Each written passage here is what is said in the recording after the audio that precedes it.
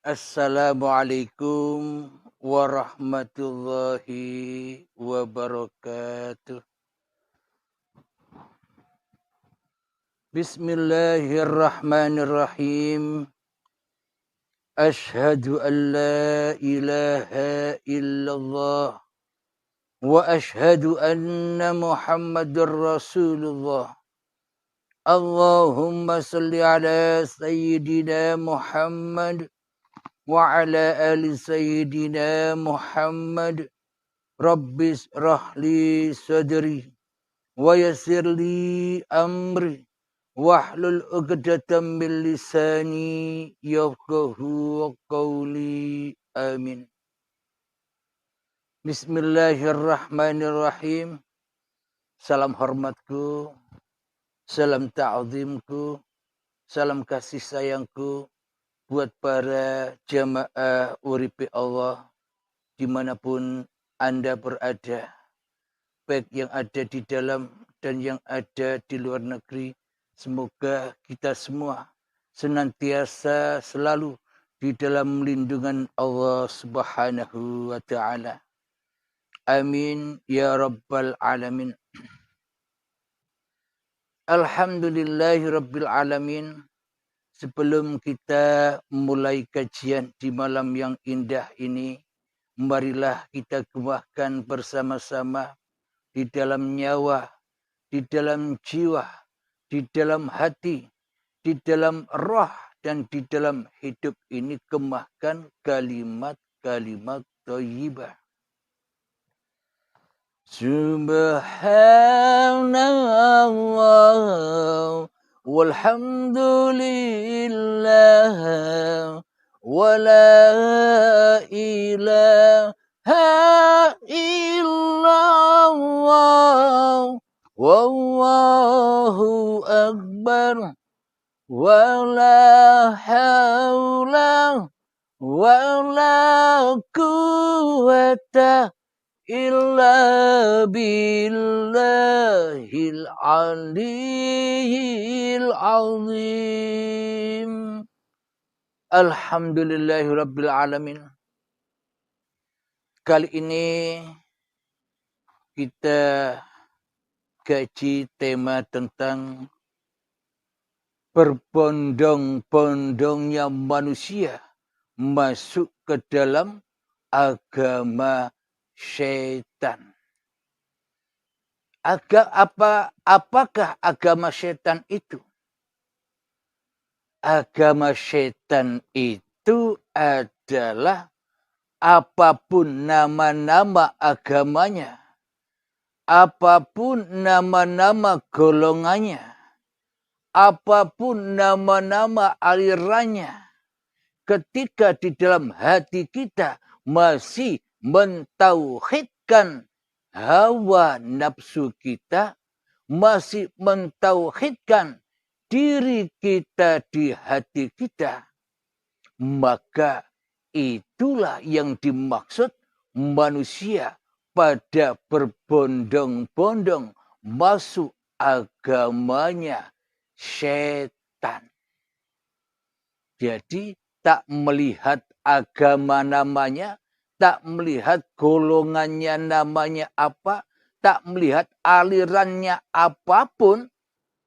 Yang terpenting di dalam hatinya masih mewujudkan diri manusianya, menghidupkan diri manusianya, mengkuasakan diri manusianya di hatinya, yang mana masih mentauhidkan makhluknya daripada mentauhidkan Tuhannya, maka semua nama-nama agama, semua nama-nama golongan, semua nama-nama aliran, semuanya itu hanyalah agama, golongan, dan aliran syaitan saja. Jadi tak peduli apa namanya agamanya.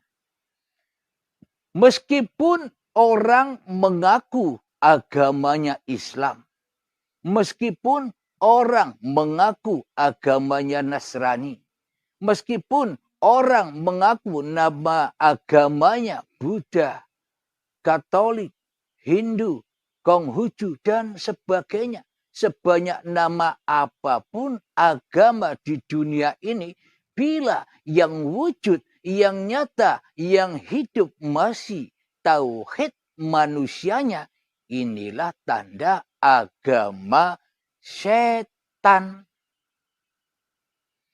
Sudah dijelaskan oleh Allah. Bismillahirrahmanirrahim. Inna syaitana lakum aduwwum mubin. Setan itu adalah musuh-musuh yang nyata bagimu. Jadi kita tinggal tengok, kita tinggal lihat siapa yang tauhid di dada kita. Siapa yang kita pertauhidkan di dada kita? Siapa yang kita perwujudkan di dada kita? Siapa yang kita hidupkan di dada kita? Siapa yang kita kuasakan di dada kita selama ini? Kan diri kita sendiri. Ketika wujud diri manusianya, itulah yang dikatakan setan yang nyata itu. Jadi selama ini kita masih beragama agamanya setan. Walaupun berselimut nama-nama agama yang tersebar di dunia ini. Ada Islam, ada Nasrani, Yahudi, Majusi. Semuanya masih masuk agama setan. Bila di dalam hatinya tidak mentauhidkan sang pencipta manusianya. Sadarilah itu semua, wahai sahabatku. Jadi alangkah bersyukurnya kita, terkhususnya diri saya, telah dikenalkan oleh hukum-hukum Allah lewat Al-Quran, lewat An-Nur ini. Jadi semua petunjuk-petunjuk sudah nyata di dalam Al-Quran bagi orang-orang yang berakal. Alhamdulillahirabbil alamin. Jadi kebanyakan manusia tidak mengikuti Al-Quran. Kenapa? Karena dianggapnya Al-Quran di dalam hatinya hanyalah dongeng belaka. Cerita yang ada di dalam Al-Quran diambilnya sambil lalu saja dan bermain-main saja di dunia ini. Disampaikan bagaimanapun, bila tuli buta mata hatinya, ya takkan pernah ada faedahnya. Karena kita masih memeluk agamanya setan di hati kita. Jadi coba timbang-timbang sendiri. Jadi coba hisap-hisap sendiri. Jangan nunggu nanti untuk menghisapnya. Jadi perkiraan di dalam seluruh amal ibadah kita sejak saat akil balik tiba hingga setua ini. Kira-kira sholat dan ibadah kita diterima oleh Allah? Coba ditimbang sendiri. Coba dihayati sendiri. Lah bagaimana mungkin ibadah dan sholat kita diterima oleh Allah, sementara ibadah dan sholat kita, sholawatan kita, tahajud kita, zikiran kita, baca Al-Quran kita selama ini dipersembahkan kepada setan di hati kita. Bagaimana mungkin semua itu dikatakan ibadah? Bagaimana mungkin semua itu dikatakan sebuah persembahan? Wong yang disembah, yang diabdi di dalam hati kita, yang wujud bukan Allah, tapi setan. Berarti seluruh ibadah, seluruh sholat, seluruh ilmu, seluruh daya upaya yang kita lakukan selama ini hanyalah menjadi api-apinya diri kita sendiri dan membakar hati kita selama ini. Apa buktinya terbakar? Kita merasa bangga dengan apa yang sudah kita peluk. Kita merasa bangga dengan apa yang kita peluk sebagai pilihan agama kita masing-masing. Kita merasa bangga dengan sholat-sholat yang sudah kita kerjakan. Kita merasa bangga dengan ibadah-ibadah yang sudah kita lakukan.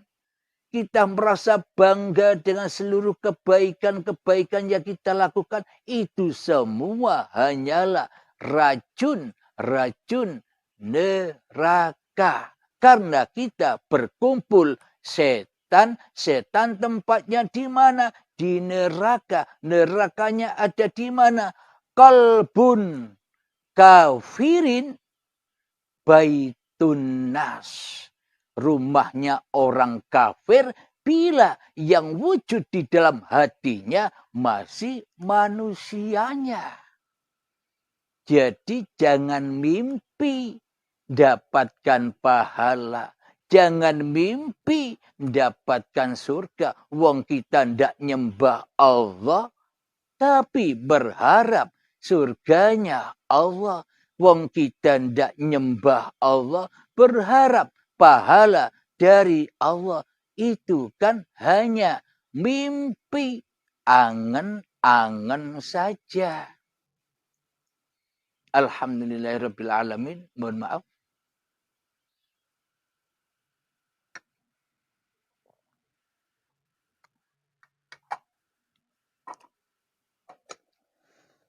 Alhamdulillahirrabbilalamin. Sebenarnya selama ini kita telah salah Tuhan. Tuhannya salah. Kenapa? Tuhan yang kita sembah selama ini, Tuhan yang kita abdi selama ini, tidak seperti Tuhannya Kanjeng Nabi Muhammad sallallahu alaihi wasallam.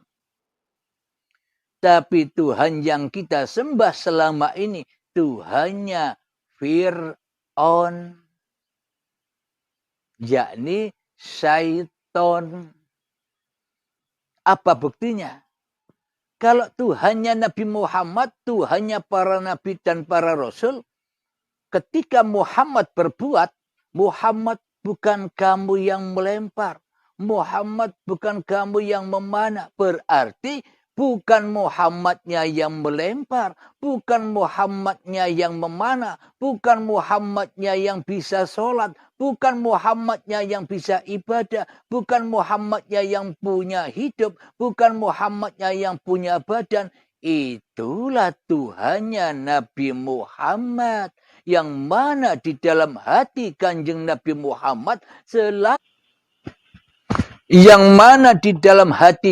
Nabi Muhammad selalu mentauhidkan Allah daripada mentauhidkan Muhammadnya di hatinya. Berarti kita selama ini salah dalam bertuhan. Apapun nama agamanya, apapun nama golongannya, apapun nama alirannya, bila di dalam hati kita tidak mentauhidkan Allah, ya semuanya sesat di sisi Allah. Tidak sesat di sisi hawa nafsu.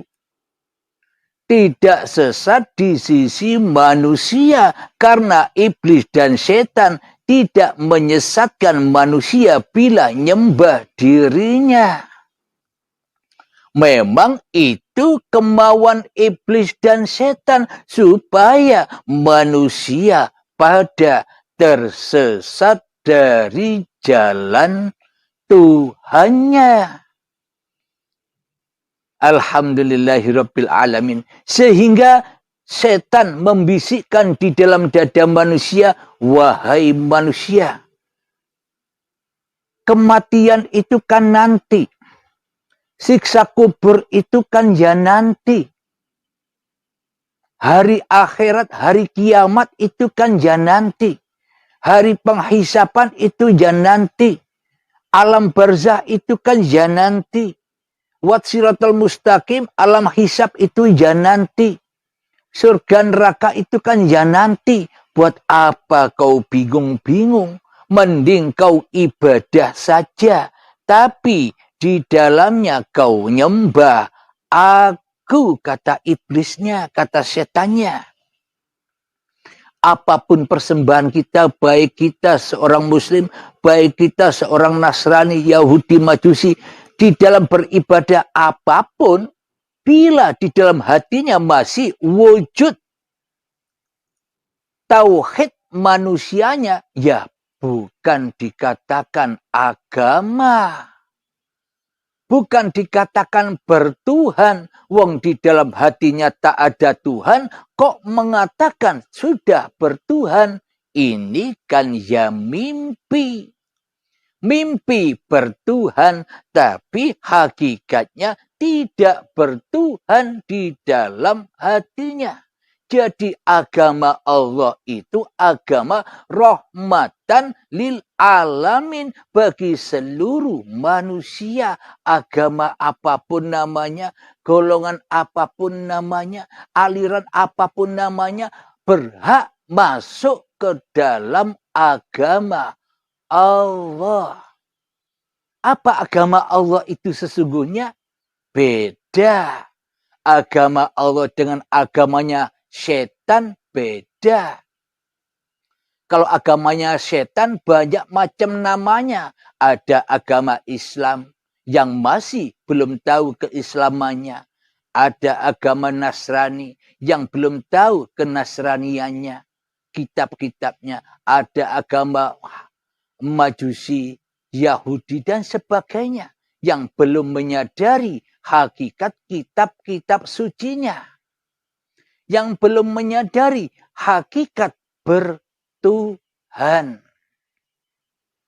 Jadi maknanya bertuhan itu apa? Bila kita di dalam beragama itu percaya dengan adanya Tuhan, mana buktinya?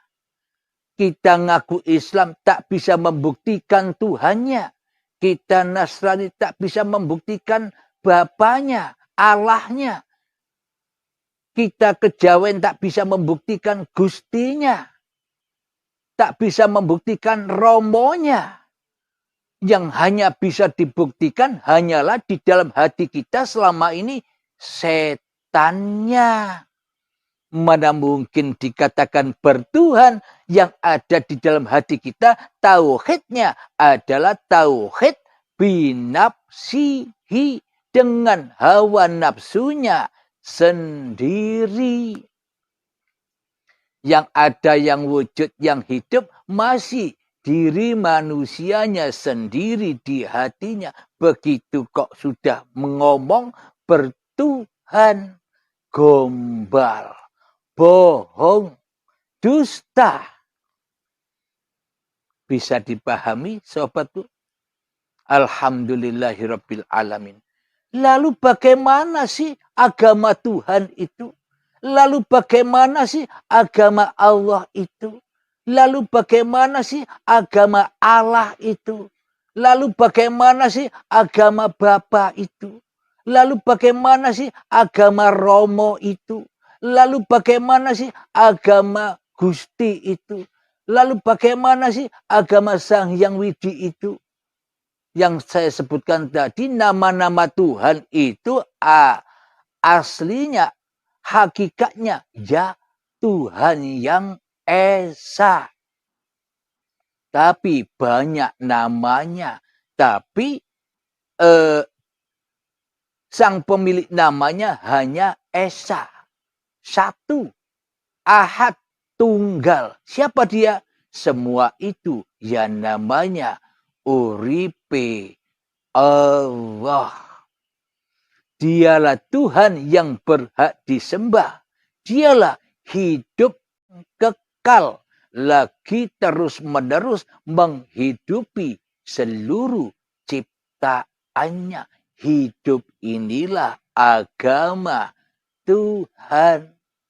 Jadi bila hidup masih teraku-akui hidup manusianya, selamanya manusia tak bertuhan, melainkan mentuhankan dirinya sendiri di hatinya. Alhamdulillahirabbil alamin. Apa sih agama Tuhan itu? Apa sih agama yang sebenar-benarnya yang harus diikuti manusia? Anda sebenarnya dari mana? Dari Tuhan yang mana? Apa kita ini terlahir dari batu? Tercipta dari batu? Kita pun tidak tahu terlahir dari mana. Terlahir dari orang tua, dari ibu, kan hanya kata-katanya. Kita tak bisa menyaksikan sendiri. Kan kita hanya melihat bayi-bayi yang lain. Sedangkan diri kita selama ini tak pernah melihat, menyaksikan secara langsung dari mana kita dilahirkan, dari mana kita diciptakan, dari mana kita dibuat. Kenapa? Karena kita selama ini mentuhankan diri kita sendiri yang tidak paham, yang tidak mau tahu kilas sejarah diri manusia kita, dari mana terciptanya, dari uripe sopo. Apa manusia punya hidup? Bila manusia punya hidup, buktinya manusia pada mati. Berarti hidup ini bukan hidupnya manusia, tapi hidup inilah uripe Allah. Ketika manusia mengenal uripe, bahwa urip iki Allah, bahwa hidup ini Allah, itulah agama Allah. Itasi aplikasi kita sudah bertuhan ketika diri kita sudah tidak jadi Tuhan lagi di hati kita. Ketika kita sudah tak wujud lagi di hati kita, ketika kita tak hidup lagi di hati kita, ketika kita tak kuasa lagi di hati kita, itulah yang dimaksud bertuhan sama dengan Tuhannya Nabi Muhammad sallallahu alaihi wasallam. Sama Tuhannya dengan para nabi dan para rasul. Alhamdulillahirabbil alamin. Mohon maaf.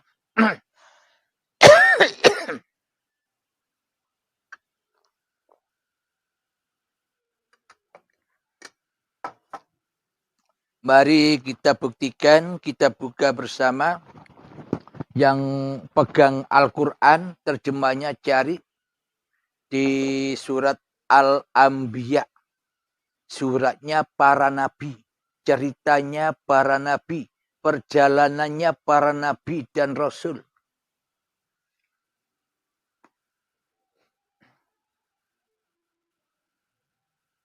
Di surat Al-Anbiya ayat yang ke-92. Saya bacakan, mari disimak bersama Al-Qur'annya. Bismillahirrahmanirrahim. Inna hadhihi ummatukum ummatan wahidah. Wa ana rabbukum fa'budun. Yang artinya, sungguh agama tauhid inilah agama kamu. Agama yang satu. Dan aku adalah Tuhanmu, kata Allah. Maka sembahlah aku.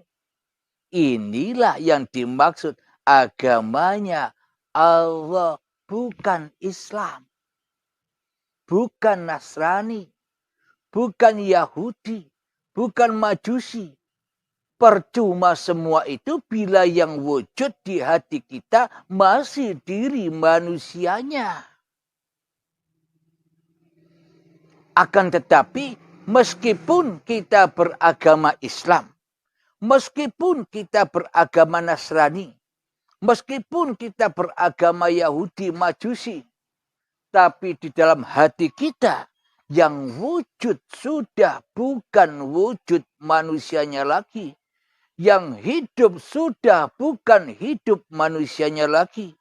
Yang berkuasa sudah bukan kuasa manusianya lagi. Itulah agama. Alhamdulillah. Jadi meskipun Islam tahu kepada Tuhannya. Jadi meskipun Nasrani tahu kepada siapa yang menghidupinya.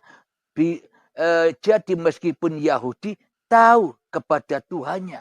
Jadi meskipun Majusi tahu kepada siapa hidup yang menghidupi kita ini. Itulah agama, apapun nama agamanya. Jadi tak peduli apa namanya, nama agamanya, apa nama alirannya, apa nama golongannya. Bila ini dipegang teguh, sungguh agama tauhid inilah agama kamu semua, wahai manusia. Agama yang satu, tak ada beda berbeda-beda, tak ada golongan-golongan, tak ada sekat-sekatan.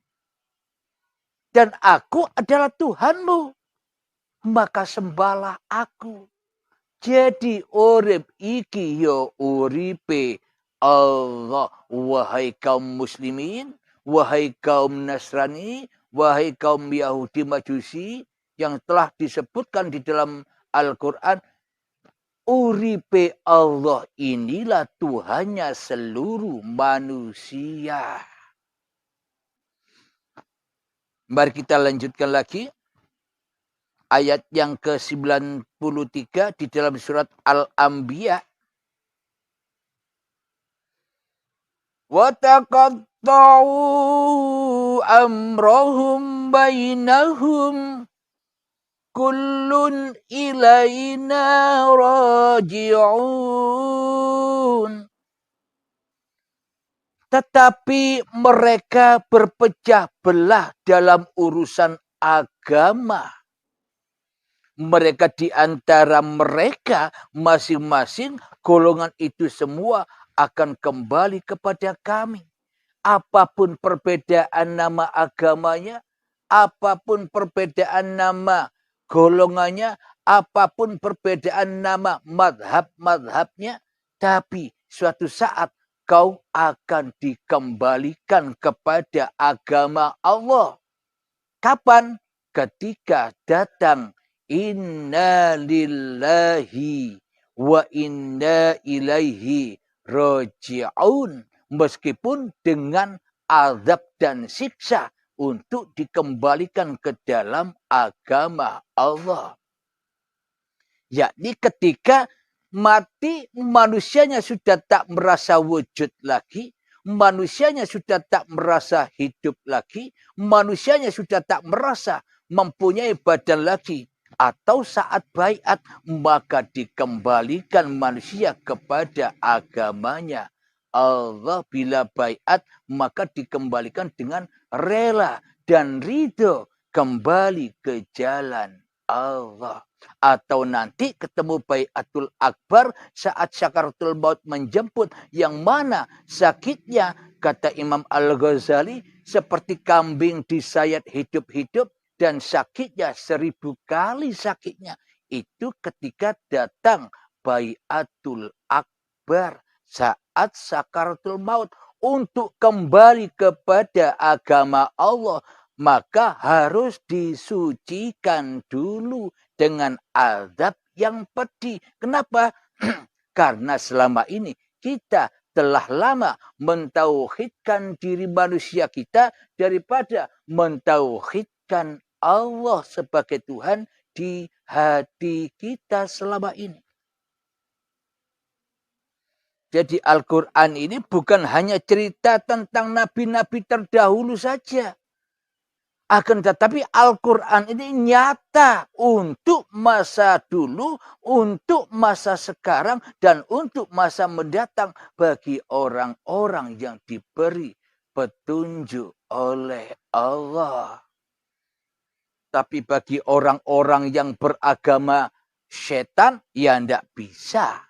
Yang bisa dibaca hanyalah arti atau terjemahan secara tersurat saja.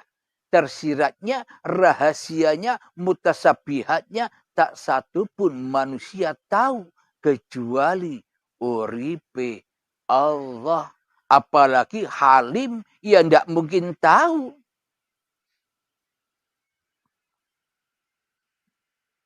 Inilah bukti bahwa kita selama ini berpecah belah di dalam memilih agama. Sehingga di dalam hati kita merasa agama kita yang terbaik. Agama kita yang termulia. Yang Islam merasa mulia dengan agamanya. Yang Nasrani merasa mulia, merasa benar dengan agamanya. Yang Yahudi merasa paling benar dengan agamanya. Masing-masing manusia merasa benar sendiri. Sehingga mudah disulut oleh setan. Mudah diadu domba oleh setan. Karena agamanya agama setan. Yang mana tidak mentauhidkan Allah, tapi mentauhidkan hawa nafsune dewe-dewe di hatinya.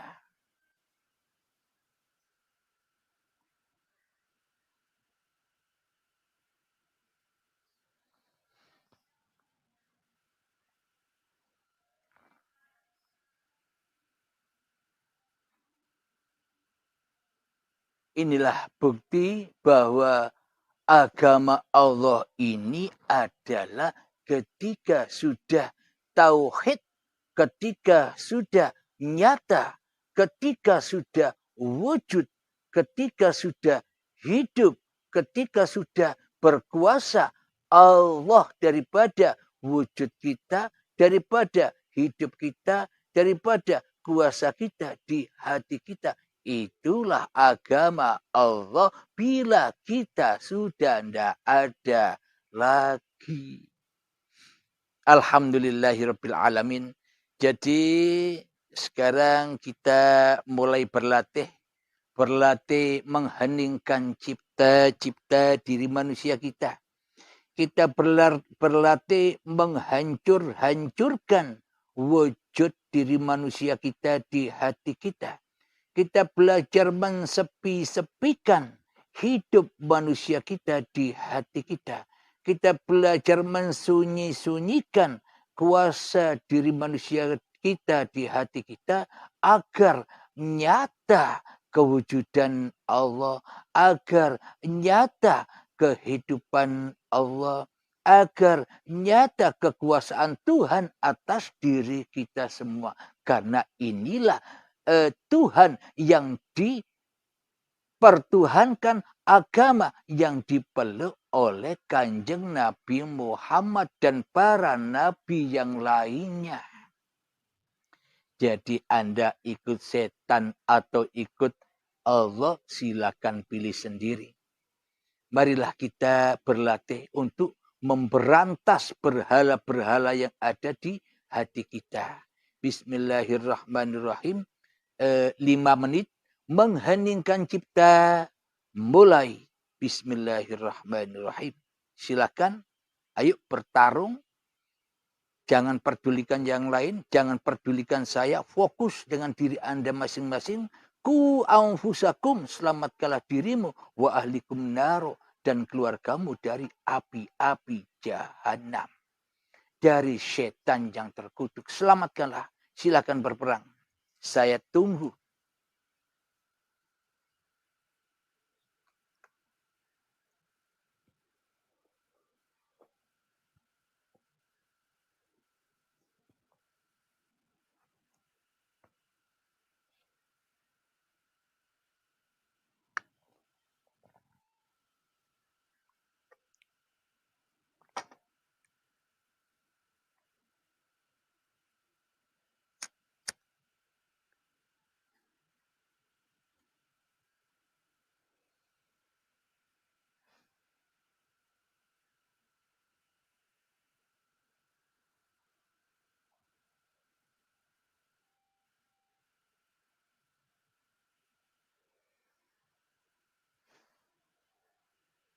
Silakan yang konsentrasi menjada wajada, bersungguh-sungguh berperang di jalan Allah agar terlihat cahaya ilahi.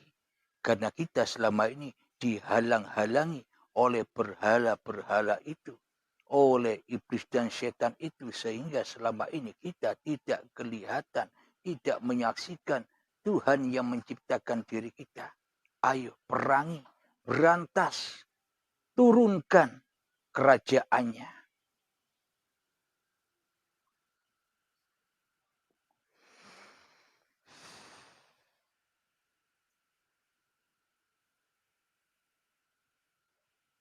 Merdekakan dirimu dari perbudakan-perbudakan hawa nafsumu.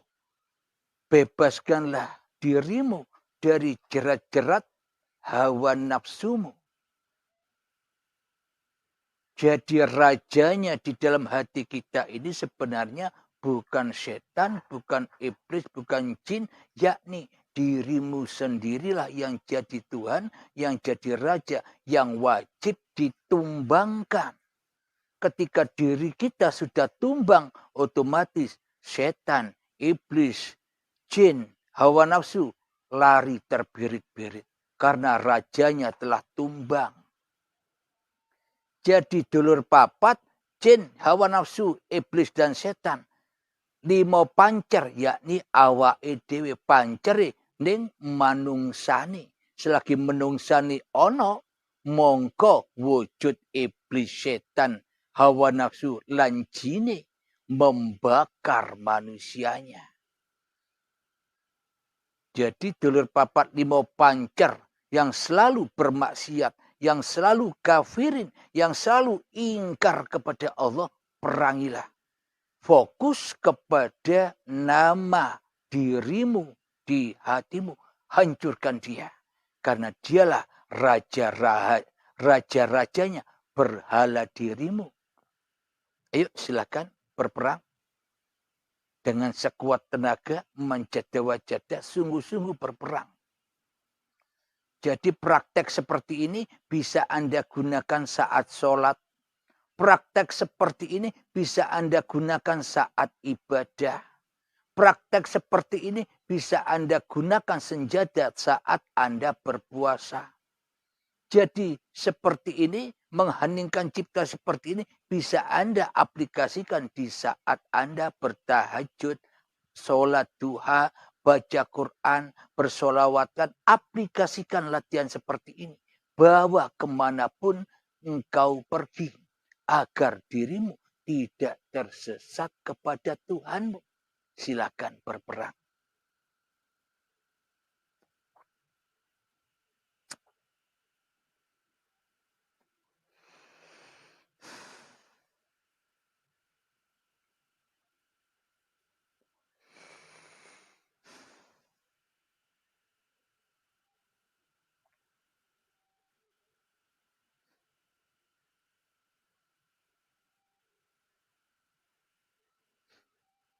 Bila bertemu dengan hal-hal yang aneh-aneh di dalam lagu hening Anda, bisa Anda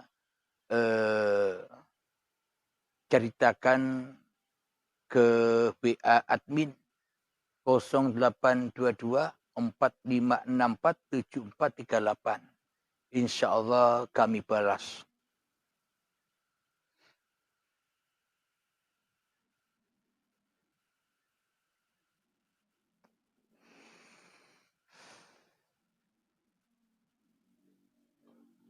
Sambil mengheningkan cipta, sambil dengarkan kata-kata saya pemaparan ini,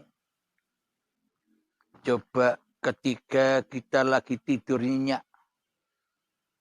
Ketika kita lagi tidur nyenyak, di samping kiri kita ada orang berzina lagi sama perempuan.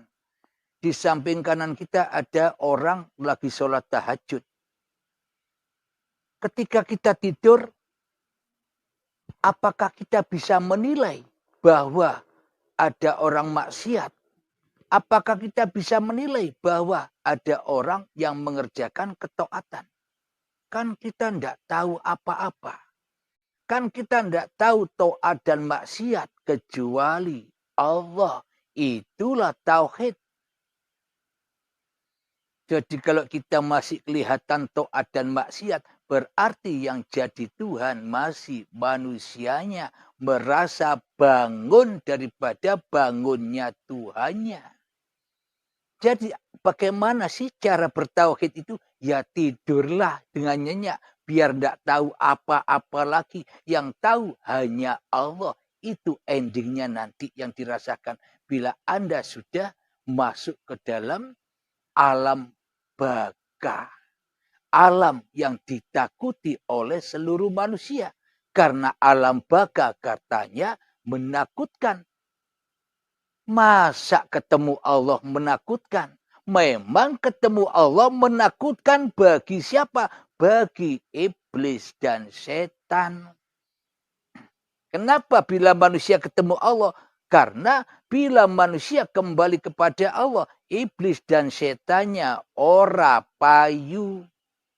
Ora digawe mane alias lari terbirit-birit. Kepanasan. Tidak bisa menggoda manusianya yang lagi tidur. Maknanya lagi tidur di sini bukan tidurnya raga loh ya. Maknanya tidur di sini tidurnya kekuasaan diri manusiamu. Malamnya kekuasaan wujud hidupmu. Gelapnya kehidupan manusiamu di hatimu. Itulah malam. Subhanalladzi asra bi'abdihi lailan. Maha suci Allah yang memperjalankan hamba-hambanya di waktu malam. Bila manusianya bisa memalamkan dirinya di hatinya, maka maha sucilah Allah yang memperjalankan manusianya. Muhammad bukan kamu yang lempar, aku yang lempar. Pas dengan Tuhannya, Kanjeng Nabi Muhammad. Bila Tuhannya saja beda dengan Tuhannya Nabi Muhammad, mimpi kita berharap-harap syafaatnya Allah. Mimpi kita berharap-harap menjadi golongan Kanjeng Nabi Muhammad, menjadi umat Nabi Muhammad. Semua hanya mimpi.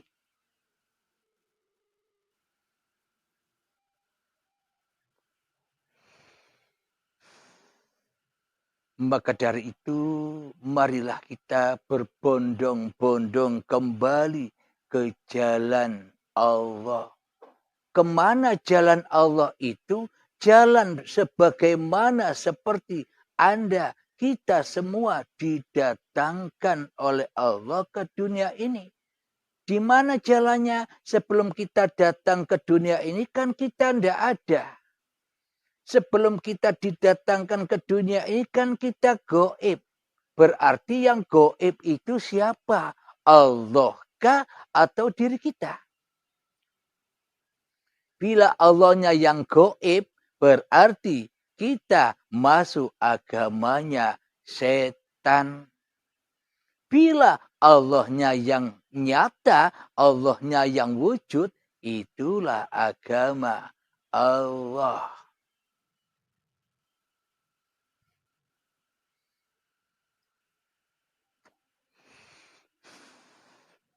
Alhamdulillahirrabbilalamin.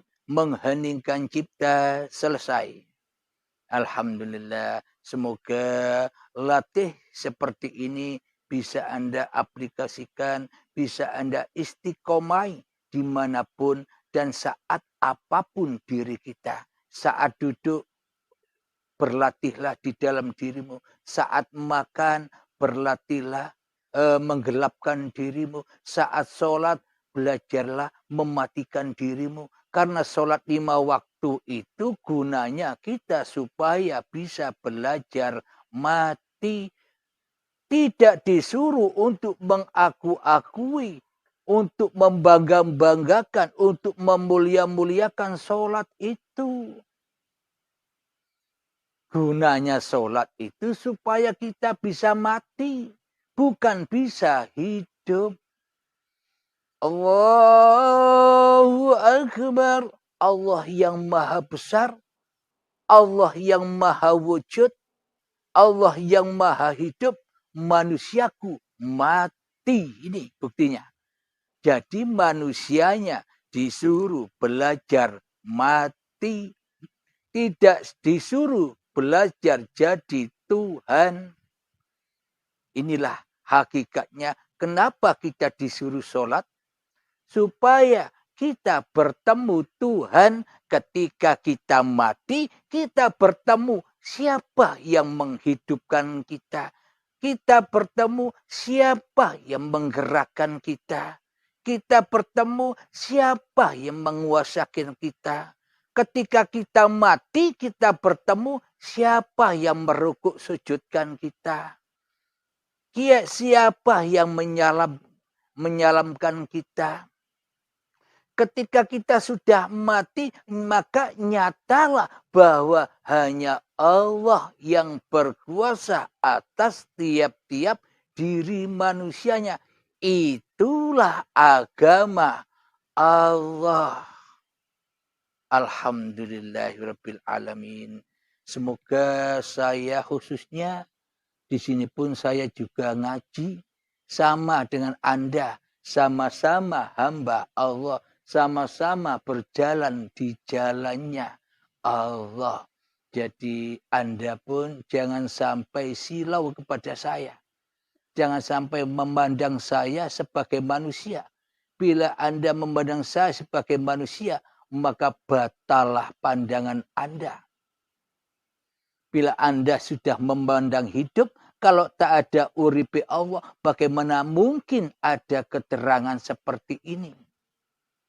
Bila yang hidup di dalam hati ini masih Abdul Halimnya, tentunya Abdul Halimnya lebih membela dirinya sendiri daripada membela Allah.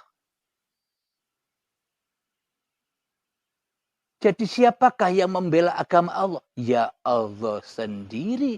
Ketika Anda sudah sadar bahwa Allah itu Tuhannya seluruh alam, seluruh manusia.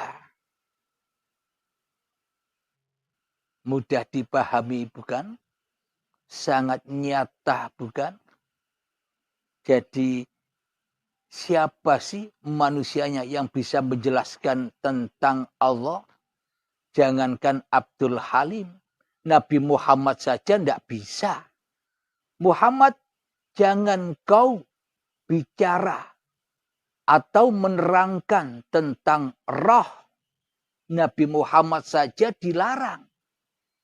Karena roh itu urusan Tuhanmu, urusanku, kata Allah. Ini sebenarnya hanya kiasan saja.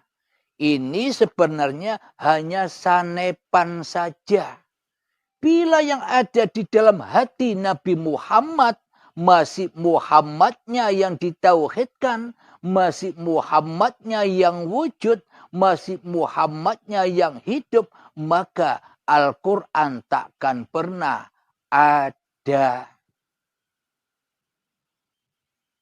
Karena Nabi Muhammad lebih mentauhidkan Tuhannya di hatinya daripada mentauhidkan dirinya sendiri, maka turunlah ayat-ayat Allah. Maka turunlah Al-Quran ini sebagai mukjizat yang teragung pada Kanjeng Nabi Muhammad sallallahu alaihi wasallam.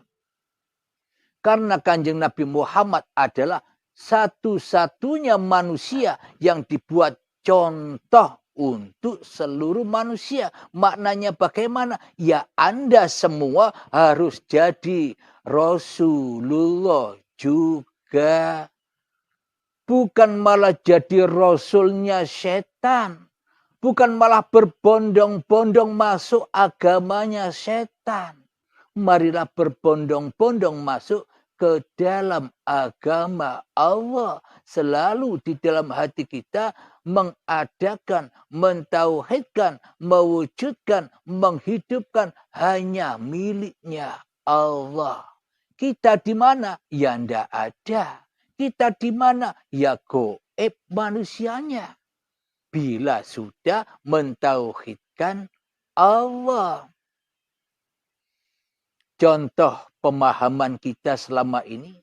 Selagi agama yang kita peluk agamanya setan, pasti setan membela dirinya sendiri, menyombongkan dirinya sendiri kepada Tuhannya. Contoh ayatnya di dalam surat Al-Baqarah. Alladzina yu'minuna bil ghaibi. Artinya orang-orang mukmin percaya kepada yang gaib. Karena yang gaib itu Allah katanya. Memang bila kita beragama, agamanya iblis pasti lebih membela hawa nafsunya daripada membela Tuhannya di hatinya. Coba kita logikakan. Bila Tuhannya gaib, bila Tuhannya tak ada, bila Tuhannya tak bisa apa-apa, bagaimana kita harus mentuhankan yang tak ada? Berarti kita bertuhan, beragama selama ini hanya akon-akon saja.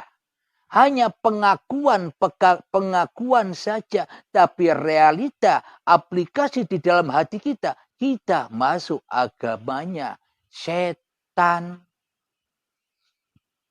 Kita menyatakan di dalam hati kita, akulah yang wujud, akulah yang hidup, akulah yang berkuasa. Sedang Allah gaib, tidak ada kuasanya sama sekali.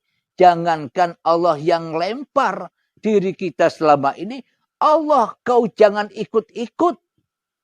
Kau gaib saja, aku saja yang lempar, bukan engkau ya Allah. Karena engkau gaib, bagaimana kau bisa melempar? Karena engkau bukan Tuhanku, bagaimana kau bisa melempar ya Allah? Tuhanku kan iblis. Iblis selalu apa? Setan selalu apa? Menyombongkan dirinya. Aku yang bisa sholat. Aku yang bisa ibadah. Aku yang bisa sholawatan. Aku yang bisa zikiran. Aku yang bisa mengheningkan cipta. Aku yang bisa berzuhud. Aku yang bisa bertapa. Ini masih sama-sama agamanya iblis. Seolah-olah Allah tidak bisa apa-apa.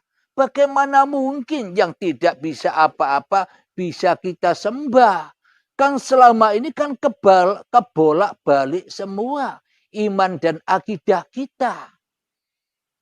Seolah-olah kita punya iman dan akidah, tapi iman dan akidahnya di dalam hati kita. Iman akidahnya iblis setan yang selalu menyombongkan dirinya kepada Tuhannya. Alhamdulillahirabbil alamin. Bagaimana pemahaman Allah? Alladzina yu'minuna bil ghaibi. Ini kan pemahamannya manusia. Ini kan pemahamannya iblis dan setan yang mentiadakan Allah, yang menggaibkan Allah. Sehingga Allah tidak jadi Tuhan lagi di dalam hatinya. Kecuali mentuhankan setan. Kalau agamanya Allah, bagaimana memaknai Al-Baqarah ini? Alladzina yu'minuna bil ghaibi ini bagaimana menurut Allah? Kalau menurut Allah, alladzina yu'minuna bil ghaibi. Orang-orang yang beriman itu adalah orang yang percaya. Orang yang percaya, orang yang yakin di dalam hatinya bahwa diri manusianya lah yang gaib. Allahnya yang wujud, pas dengan ajaran Islam. Wujud kidam baka, Allahnya yang wajib wujud. Selain Allah ora wujud. Selain Allah Adam ora ono. Inilah agama Allah. Bila kita selama ini memahami Allahnya yang gaib, berarti jauh dari agama Allah. Berarti agama kita selama ini agamanya setan yang merasa berkuasa. Berkuasa lebih berkuasa daripada Allah. Maka dari itu sejarahnya malaikat mau sujud kepada Adam. Kenapa? Karena di dalam hati malaikat yakin hanya Allah yang wujud, malaikatnya ora ono. Itu malaikat. Karena malaikat diciptakan hanyalah untuk menyembah kepada Allah. Bisa dipahami ya? Mudah dipahami ya? Jadi mudahkanlah pemahamannya, jangan dipersulit. Mudahkanlah.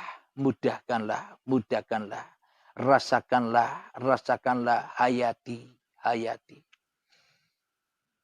Jadi bila Allahnya yang wujud, manusianya yang Adam, atau manusianya yang gaib, manusianya yang mati, manusianya yang tak ada, itulah agama Allah. Kita menyadari bukan sekarang? Oh ternyata selama ini Tuhan yang aku sembah bukan seperti Tuhannya Nabi Muhammad. Kita telah salah memilih Tuhan. Oh ternyata kata orang Nasrani, oh ternyata Tuhan yang kusembah selama ini bukan seperti Tuhannya Isa Al-Masih. Semua orang pada kecele. Ketika manusia sudah mendengarkan pemaparan ini, yang sudah dipaparkan di dalam Al-Quranul Karim sebagai petunjuk jalan kembalinya seluruh manusia kepada Tuhannya. Alhamdulillahirabbil alamin. Maaf ya.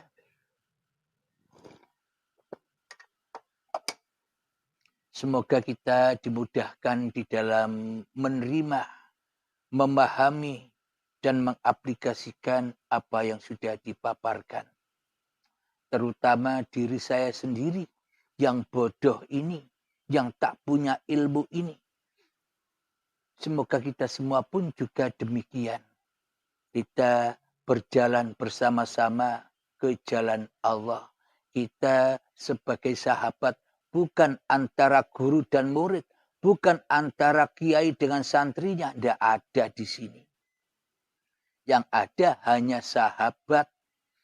Kalau Anda menjadikan saya sebagai guru, kalau Anda menjadikan saya sebagai tuan guru, Anda akan silau dengan saya.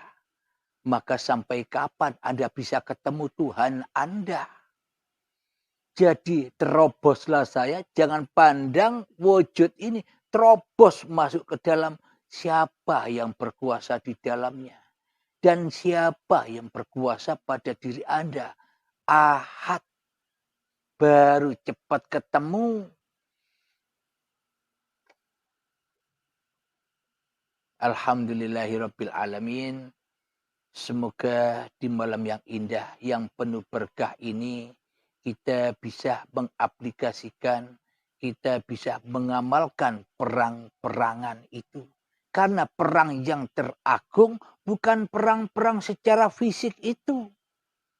Perang yang terberat, yang teristimewa di sisi Allah bukan perang secara seperti zamannya Nabi Muhammad dan seperti zamannya para nabi dulu. Perang fisik.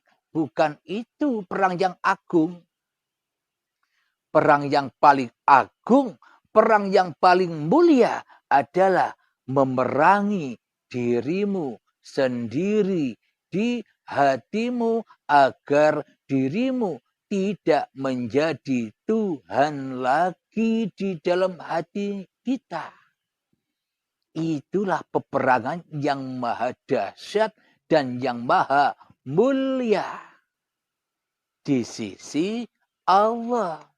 Kalau di sisi manusia, peperangan yang hebat ya seperti perang Badar. Yang seperti perang kemerdekaan itu kan perang-perangan. Bukan perang sungguhan. Perang yang sungguh-sungguh perang itu, perang yang sungguh-sungguh amat berat adalah berperang dengan dirimu sendiri. Maka bila Anda kesulitan di dalam memenangkan peperangan demi peperangan, ya carilah guru pembimbing. Karena tak mungkin Anda bisa perang sendiri tanpa guru pembimbing. Bila tak ada guru pembimbingnya berarti Anda berperang bersama setan Anda sendiri. Bila belajar tanpa guru, ya akhirnya setanlah jadi gurunya. Itu kata pepatah. Jadi carilah guru pembimbing, carilah di area Anda berada, barangkali ada guru yang bisa membimbing Anda, memperjumpahkan Anda dengan Tuhan Anda, membantu Anda untuk berperang agar tidak perang-perangan lagi, agar bebas dari perang. Carilah guru pembimbing yang bisa demikian. Karena dengan guru pembimbing Anda dimudahkan untuk memenangkan sebuah peperangan. Karena dengan guru pembimbing Anda dimudahkan pindah dari alam yang rusak ini ke alam baka. Dengan guru pembimbinglah Anda bisa melesat seperti kilat menuju kepada Allah di dalam setiap keadaan. Wassiratul mustaqim apa saja bisa Anda lalui dengan seperti kilat sampai kepada Allah. Lewat guru yang membimbing Anda. Siapa yang akan memahamkan Anda tentang ketuhanan? Yaitulah guru pembimbing Anda. Carilah guru pembimbing di yang terdekat pada diri Anda. Di kota Anda, siapa yang pantas menjadi guru Anda, carilah dia. Alhamdulillahirabbil alamin. Semoga saya dan kita semua selalu diberi hidayah oleh Allah Subhanahu wa taala. Amin ya rabbal alamin. Sebelum kita akhiri kajian di malam ini, marilah kita gemahkan di dalam hati kita sholawat dolimin daf'ul bala agar hati kita terhindar dari dolimnya hati, balak-balaknya hati. Agar pindah dari alam kesengsaraan ini kepada alam kedamaian. Allahumma salli ala Sayyidina Muhammad wa ashghili zalimin bizalimin. Allahumma salli ala Sayyidina Muhammad wa ashghili zalimin bizalimin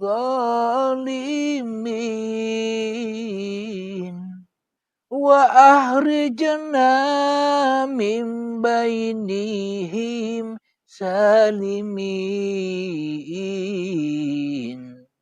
wa ala alihi wa sahbihi ajma'in. Alhamdulillahirabbil alamin. Allahumma ya qadhiyal hajat, Allahumma ya mujibad da'wat, Allahumma ya rafi'ad darajat, Allahumma ya muhillal muskilat, Allahumma ya syafiyal amrad, Allahumma ya kafiyal muhimmat, Allahumma ya dafi'al baliyat, Allahumma khtim lana bil iman, Allahumma khtim lana bil islam. Rabbana atina fid dunya hasanah wa fil akhirati hasanah wa qina adzabannar. Wa sallallahu ala sayyidina Muhammad wa ala alihi wa sahbihi wasallam walhamdulillahi rabbil alamin. Akhirul kalam. Assalamualaikum warahmatullahi wabarakatuh.